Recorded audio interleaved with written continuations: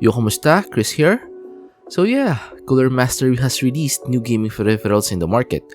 The Cooler Master MM310 gaming mouse is one of the said peripherals that the company released recently.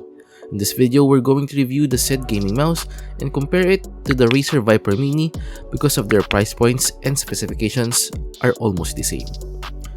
The Acer Viper Mini is still one of the best budget gaming mice out there in the market, even if it's already 2 years old. The Viper Mini is priced at 1,600 pesos in the Philippine market, while the Cooler Master MM310 is currently priced at 1,530 pesos as of the making of this video. 1,530 pesos is the discounted price because there's an ongoing promotion by some online shops. The original price of the Cooler Master MM310 is around 1,800 pesos. Both gaming mice have almost the same price, which I think is just right to compare. The Cooler Master MM310 comes in two colorways, black and white. The white colorway, which is the one that we have here, has a gray bottom accent. Aside from that, you'll see the subtle logo of the Cooler Master on top of the mouse. Both the logo and the scroll wheel emits the RGB lighting. The said lighting can also be configured via the downloadable application. You can also configure the functionality of the 6 buttons via the software. The Viper Mini and the Cooler Master MM310 are both wired gaming mice. Acer and Cooler Master both installed soft cables on their respective gaming mice. However, I think the MM310 wins in this category. It has softer cable, which is great especially if you don't have a mouse bungee. Cord drag can definitely affect your game, and softer cables can be a lifesaver. Now, let's compare the weight because both gaming mice are advertised as lightweight. The Cooler Master MM310 weighs around 56 grams. It's 6 grams heavier compared to its advertised weight. On the other hand, the Acer Viper Mini is a bit heavier. The said gaming mouse weighs around 61 grams, which is also the same as its advertised weight. I guess Cooler Master needs to recheck the weight before advertising the mouse as 50 grams. But as we heard, MM310 is lighter and I prefer the lighter mouse over the other. Now let's tackle the switches of both gaming mice. The Acer Viper Mini has optical switches while the Cooler Master MM310 has mechanical switches. There's no exact definition on what mechanical switches were installed in MM310, but if we're going to check, the CF Gold Dots and KLGM 4.0 mechanical switches are the closest because the said switches have the same click lifespan as the MM310. Also, the said mechanical switches have an actuation force of more or less 65 G. I guess this is the reason why the clicking experience of the Cooler Master MM310 is heavier compared to the Acer Viper Mini. The Viper Mini has lighter clicks, which, in my opinion, is great for long gaming sessions. In my testing, both gaming mice have no pre and post travel.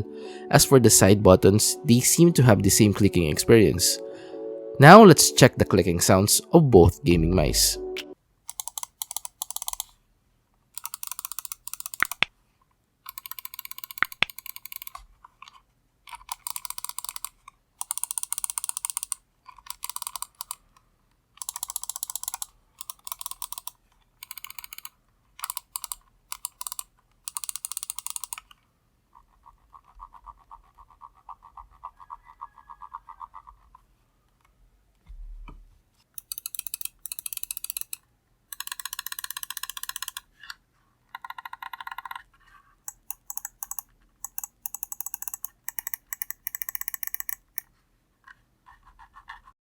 I think in this department, I'll choose the Viper Mini because it has lighter clicks compared to the Cooler Master MM310.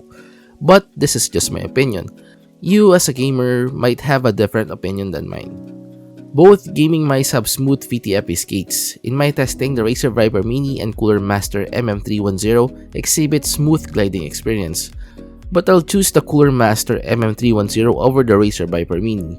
My experience is better when gliding using the Cooler Master MM310. If we look at the specification sheet, Cooler Master did not specify the exact optical mouse sensor of the MM310. The sensor-related information you can see from the specification sheet are the tracking speed, CPI, mouse acceleration. Upon searching, the closest sensor with the same information is the PixArt 3327. According to PixArt's website, the said sensor is an entry-level gaming mouse sensor. I guess this is one of the reasons why Cooler Master was able to release a budget-friendly gaming mouse. in my testing, I did not experience any issues so far. No jittering, no spinouts, no other sensor-related issues. I guess the Pixar 3327 is a good sensor for a budget gaming mouse. On the other hand, the Razer Viper Mini, as we all know, has PMW3359. It's a good sensor too in my opinion. Now, in terms of lift of distance, the Pixar 3327 doesn't support it. That's why there's no available setting in the Cooler Master software. For some gamers, this might be a problem, but for others, it's not. In my case, I don't lift the mouse that often when gaming, so the lift of distance of both gaming mice is not a problem for me. Both Cooler Master MM310 and Razer Viper Mini have downloadable applications. Both gaming mice can be fine-tuned in their respective applications, and both apps do the same in terms of configuration. I think there's nothing to discuss more in this department, so it's better to move on to another one. Shape is king. This is the saying we often hear from gamers when they are asked about gaming mice. The Cooler Master MM310 has a typical bottom compared to other regular gaming mice. Its bottom is curvier, which helps supports the thumb and pinky finger when using it. I guess this is the reason why the MM310 is built for palm and claw grip gamers. The hump of the mouse is quite tall too, and that's why I like it. My palm is well rested when using the gaming mouse. On the other hand, Razer Viper Mini has the typical or common mouse shape and it's just smaller. Well, that's why it's called Mini. I think in this category, I'll choose the Cooler Master MM310 over the Razer Viper Mini. So far in my testing, I haven't had any issues with the Cooler Master MM310. No double clicks, no stuttering, no spinouts so far. If I do encounter major issues with regards to the Cooler Master MM310, I'll update the comment section below. In my opinion, both gaming mice are good.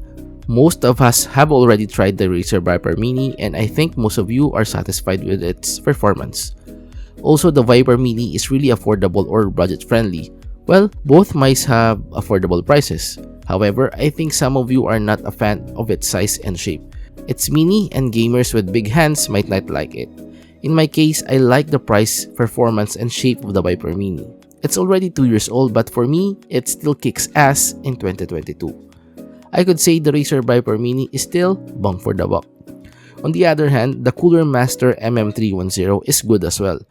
I also love the shape, the performance, and the price. It's cheap and affordable too, but I don't like the switches Cooler Master installed on this one.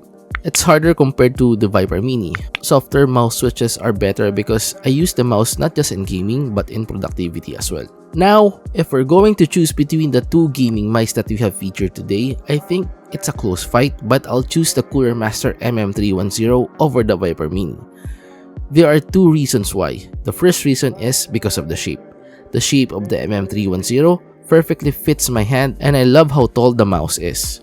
The second reason is the weight. The MM310 is lighter and it's so easy to glide when using it. The selection I have made today is purely based on my experience and my personal preference.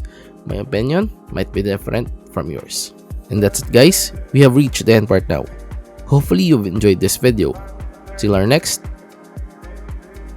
goodbye.